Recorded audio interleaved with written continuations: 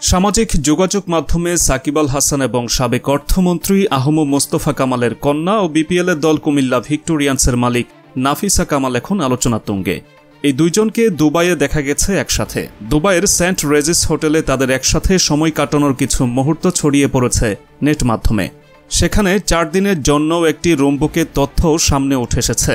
Net মাধ্যমে গুঞ্জন উঠেছে পরকীয়ায় লিপ্ত হয়েছেন তারা। সাকিবের উদ্দেশ্যে কেউ কেউ বলছেন, ঘরে এত সুন্দর বউ বাচ্চা থাকতে মানুষ কিভাবে অন্য মেয়ের সাথে যায়, তাও আবার দিন দুপুরে হোটেলে।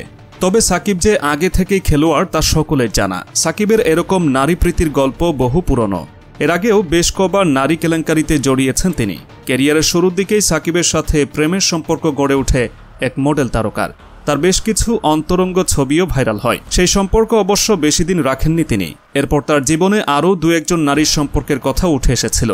তবে সেরকম শক্তিশালী তথ্য সামনে না আসায় সেসব সম্পর্ক নিয়ে তেমন আলোচনা হয়নি। অবশেষে 2012 সালে উম্মে আহমেদ শিশিরকে বিয়ে করেন সাকিব আল হাসান। 2টি কন্যা সন্তান ও একটি পুত্র সন্তানের বাবা হয়েছেন সাকিব। তাদের বিয়ের 1 যুগ হতে যাচ্ছে। আর এমন একটি সময় এসে নাফিসা কামালের সাথে সাকিবের পরকীয়ার বিষয়টি যেন সামনে আসতেই আলোচনার জন্ম দিয়েছে। নেট দুনিয়ায় গুঞ্জন সাকিব আর শিশিরের নাকি বিবাহ বিচ্ছেদ হতে পারে অদূর ভবিষ্যতে।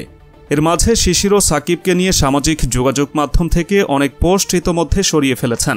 তবে আজ সকালে হঠাৎ আগের সব পোস্ট পাবলিক করে শিশির এক ফেসবুক পোস্টে জানিয়েছেন স্বামী সাকিবের পক্ষে আছেন তিনি।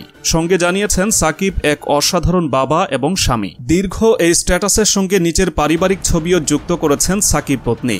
সঙ্গে সংযুক্তি দিয়ে লিখেছেন, ছবি মুছে দেওয়ার কারণ আমি আমার কোনো পোস্ট বা ছবি ডিলিট করিনি, কেবল তা প্রাইভেট করে রেখেছি। আর ছবি বা পোস্ট কখনো কোনো সম্পর্ককে বিচার করতে পারে না। বাংলাদেশে যখন ছাত্র আন্দোলন চলছিল তখনই সাকিবের সাথে একটি মেয়ের ছবি ভাইরাল হয়।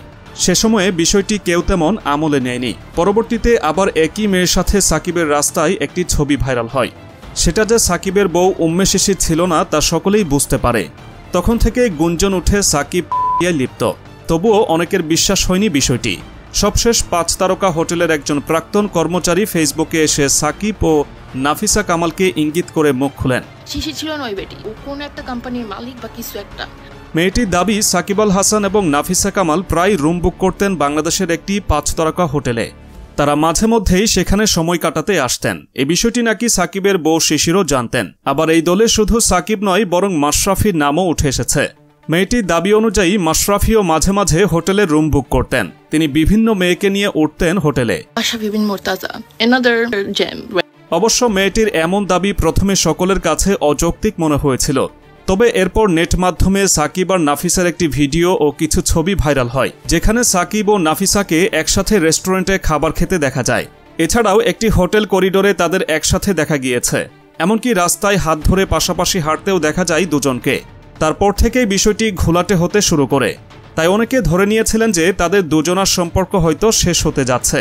আবার এর মাঝে কিছু গুঞ্জন উঠেছে যে সাকিবের সাথে নাফিসার সম্পর্ক 10 বছরের বেশি সময়ের, এবং বিষয়টি শিশিরও জানে, যা কাকতালীয়ভাবে 5 তারকা হোটেলের কর্মচারীর বক্তব্যের সাথে কিছুটা মিলে যায়।